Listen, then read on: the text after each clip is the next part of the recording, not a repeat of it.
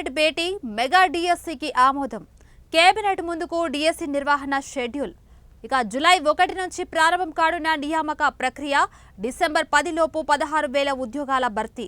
ఎన్నికల హామీల అమలుపై చర్చిస్తున్న మంత్రులు. మెగా డిఎస్సికి ఆంధ్రప్రదేశ్ కేబినెట్ ఆమోదం తెలిపినట్లు సమాచారం.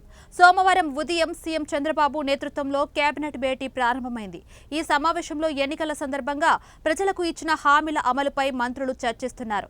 ఈ క్రమంలోనే మెగా డిఎస్సి నిర్వహణకు సంబంధించిన షెడ్యూల్ను అధికారులు కేబినెట్ ముందుంచారు. దీనిపై సమగ్రంగా చర్చించిన కేబినెట్ మెగా డిఎస్సికి ఆమోదం తెలిపింది. ఇక ఇదే విషయంపై మరింత సమాచారం మా 1TV న్యూస్ కరెస్పాండెంట్ దేవ అందిస్తారు.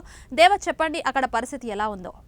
లావణ్య, ఏపీ సీఎం చంద్రబాబు అధ్యక్షన ఏపీ మంత్రివర్గ సమావేశం కొనసాగుతుంది. ఇక ఈ సమావేశంలో డిప్యూటీ సీఎం పవన్ కళ్యాణ్ సహా అన్ని శాఖల మంత్రులు కూడా పాల్గొన్నారు. ఇక ఈ భేటీలో పలు కీలక నిర్ణయాలపై కూడా చర్చిస్తున్నారు.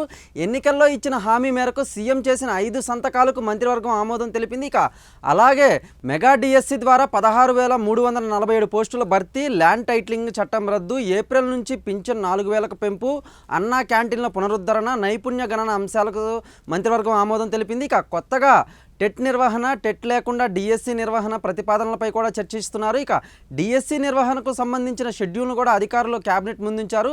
జూలై 1 నుంచి ప్రక్రియను ప్రారంభించి డిసెంబర్ 10 లోపు 16,347 పోస్టులను భర్తీ చేసేలా ప్రణాళికను రూపొందించారు. ఇక వీటితో పాటు పింఛన్ల పెంపుపై కూడా మంత్రివర్గంలో చర్చిస్తున్నారు. దీని కింద ఇచ్చే మొత్తం 3,000 నుంచి 4,000కు పెంచే నిర్ణయానికి కూడా ఆమోదం తెలిపారు.